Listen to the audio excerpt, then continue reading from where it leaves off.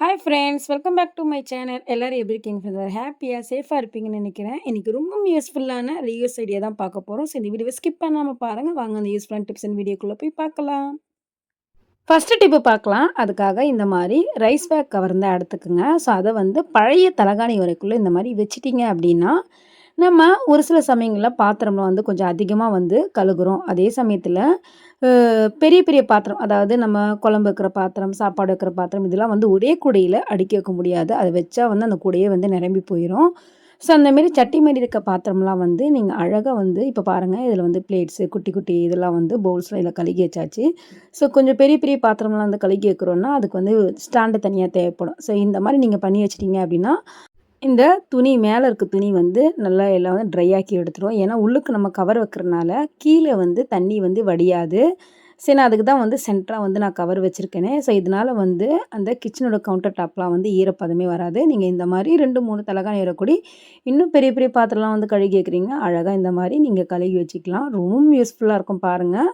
தண்ணியே இல்லை, அழகாக இந்த மாதிரி கூட நீங்கள் கூடயே இல்லாத சமயத்தில் கூட நீங்கள் இதை யூஸ் பண்ணிக்கலாம். கண்டிப்பாக ட்ரை பண்ணி பாருங்கள். இந்த டிப்ஸ் பிடிச்சிருந்தாலும் மறக்காமல் இந்த வீடியோக்கு ஒரு லைக் கொடுங்க ஃப்ரெண்ட்ஸ். வாங்க இப்போ அடுத்த டிப் பார்க்கலாம். நம்ம வீட்டில் இருக்கக்கூடிய கிரைண்டர், மிக்ஸி, ஸோ இந்த மாதிரியான பாத்திரம்லாம் வந்து நம்ம யூஸ் பண்ணி முடிச்சதுக்கப்புறம் வந்து அப்படியே எடுத்து வச்சோம்னா செல்ஃபில் அதில் பல்லி, கரப்பாம்பூச்சி இது எல்லாமே வந்து மேலே மேய்ஞ்சிட்டே இருக்கும். ஸோ இந்த மாதிரி மேயாமல் இருக்கிறதுக்காக இந்த மாதிரி தலகாணி உறைய இந்த மாதிரி போட்டு வச்சிட்டிங்க அப்படின்னா நம்மளுக்கு அழகாக வந்து ஒரு கவர் மாதிரி இருக்கும், சேஃப்டியாகவும் இருக்கும். அடுத்து பாருங்கள், நம்ம வீட்டில் இருக்கக்கூடிய ஸ்டோன் புடவையாகட்டும், இல்லைனா பட்டு புடவையாகட்டும், ஸோ இந்த மாதிரி ஹேங்கர்லலாம் வந்து நம்ம பீரோவில் மாட்டி வைக்கிறோம் அப்படின்னா எப்போனா தான் யூஸ் பண்ணுவோம். ஸோ இந்த மாதிரி எப்போனா யூஸ் பண்ணக்கூடிய இந்த புடவைகள்லாம் வந்து நம்ம பீரோக்குள்ளே வச்சாலுமே பார்த்திங்கன்னா டஸ்ட்டு படிக்க தான் செய்யும் அப்பப்போ நம்ம ஓப்பன் பண்ணுறதுனால. ஸோ இந்த மாதிரி தலகாணி உறைய எடுத்துக்கோங்க. இப்போ இந்த வீடியோவில் காட்டுற மாதிரியே டபுளாக வந்து இந்த மாதிரி மடிச்சுக்கோங்க. இப்போ இந்த மடித்ததுக்கப்புறம் வந்து, அதாவது கீழ் பொஷனில் நான் சொல்கிறேன் கட் பண்ணுறது, வாய் பொஷன் கிட்ட கட் பண்ணிடாதீங்க. கீழே வந்து இங்கே தையல் போட்டிருக்கோம்ல, அந்த இடத்துல வந்து லைட்டாக இந்த மாதிரி கட் பண்ணிக்கோங்க. ரொம்ப பெரிய ஹோல் வேணால், சின்ன ஹோல் இருந்தால் போதும். ஸோ இப்போ இதை வந்து நம்ம ஹேங்கர் இருக்குல்ல, அந்த ஹேங்கோட கொக்கி பகுதியை இப்போ இந்த ஹோல்ஸ்குள்ளே தான் நம்ம இதை வந்து கொண்டு வர போகிறோம். இங்கே பாருங்கள், இந்த மாதிரி அழகாக மாட்டி விட்டுட்டிங்கன்னா சூப்பராக வந்து நம்ம கோட்லாம் வந்து எப்படி நம்ம கவரோட வந்து வருது பார்த்திங்களா. ஸோ அதே மாதிரி ஒரு சூப்பராக வந்து இந்த மாதிரி கவர் போட்டு விட்டுட்டிங்கன்னா புடவையில் வந்து டஸ்ட்டே படியாது, ரொம்ப யூஸ்ஃபுல்லாக இருக்கும். அடுத்து பாருங்கள், திருப்பியும் வந்து இன்னொரு தலகாணி உறை எடுத்துருக்கேன். இதை வந்து வாய் பகுதிக்கிட்ட நம்ம கட் பண்ணோம். சேம் வந்து ரெண்டாக இந்த மடித்து முனைப்பகுதியில், அது வந்து கீழ் பொஷனில் கட் பண்ணோம்ல, இது வந்து மேல் பொஷனில். இப்போ நான் வீடியோவில் கட்டுற பாருங்க, இந்த இடத்துல சின்ன ஹோல்ஸாக போட்டால் போதும். ஸோ இந்த மாதிரி கட் பண்ணிக்கோங்க. இப்போ ஒரு ஹேங்கரை இதுக்குள்ளே வந்து நம்ம மாட்டி வச்சிடலாம்.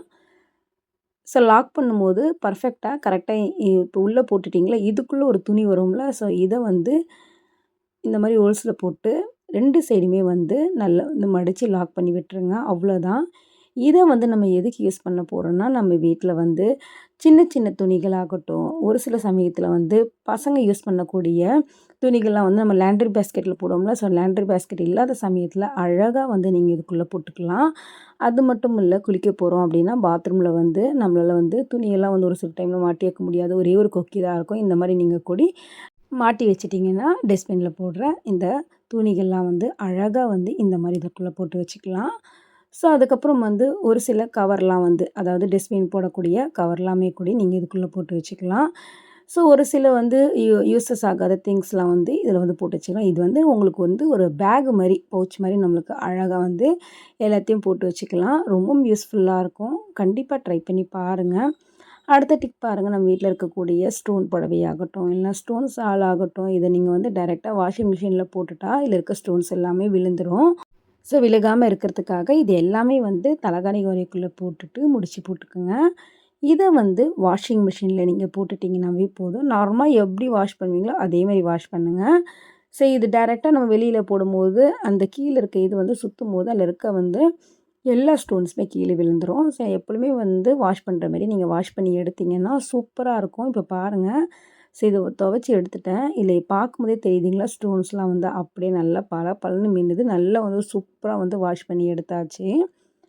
அடுத்த டிப்பு, நம்ம வீட்டில் ஒரு சிலர் வீட்டில் பார்த்திங்கன்னா இந்த மாதிரி கால்மேட் வந்து முனைப்பகுதி மட்டும்தான் வந்து இந்த மாதிரி ரொம்ப நூல் விட்டு ரொம்ப ஒரு மாதிரி இருக்கும். ஸோ இதை வந்து வேஸ்ட்டாக தூக்கி போடாமல் இதே வந்து கால்மேட்டை நம்ம யூஸ் பண்ணலாம். ஸோ இது வந்து ரூமு, அதுக்கப்புறம் வந்து வாஷ்ரூம் கிட்ட போட முடியாது. ஆனால் வந்து நம்ம பாத்திரம் விளக்கக்கூடிய அந்த சிங்க்குக்கு கீழே எப்பவுமே வந்து தண்ணி வந்து நம்ம பாத்திரம் விளக்கும்போது அந்த தண்ணி கீழே விழுகும். ஸோ அந்த இடத்துல இதை வந்து நீங்கள் போட்டுக்கலாம். பாருங்கள், இப்போ இந்த வீடியோவில் காட்டுற மாதிரியே அந்த மேட்டை உள்ளுக்கு போட்டுக்குங்க.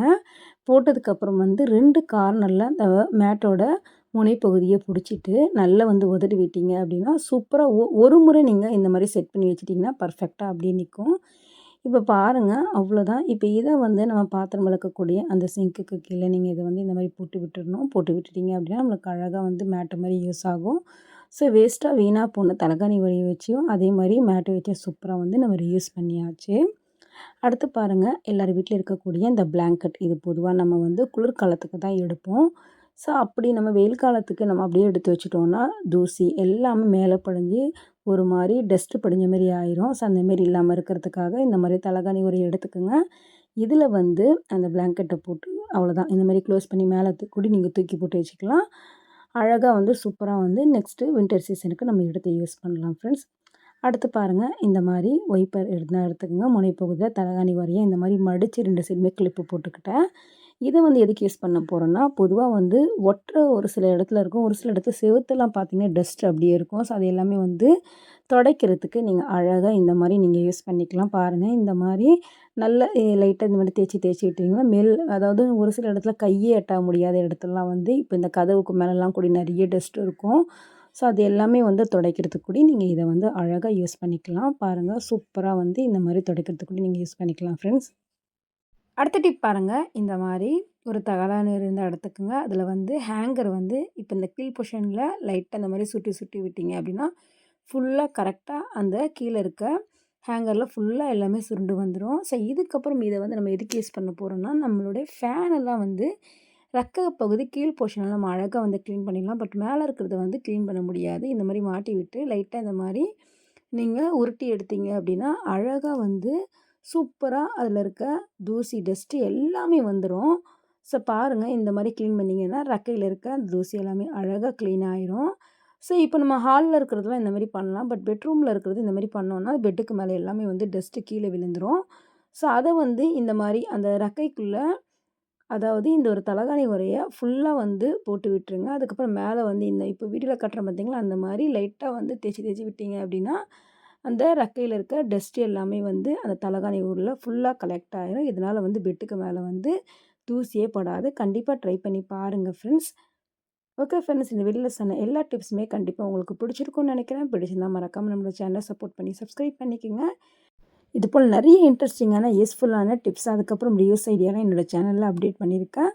உங்களுக்கு கண்டிப்பாக யூஸ்ஃபுல்லாக இருக்கும். செக் பண்ணி பார்த்துக்கோங்க ஃப்ரெண்ட்ஸ். இது வரைக்கும் என்னோடய சேனல் நிறைய பேர் சப்போர்ட் பண்ணி சப்ஸ்கிரைப் பண்ணியிருக்கீங்க. சப்போர்ட் பண்ண எல்லா ஃப்ரெண்ட்ஸ்க்கும் ரொம்ப தேங்க்ஸ் சொல்லிக்கிறேன். தேங்க்யூ ஃபார் வாட்சிங்.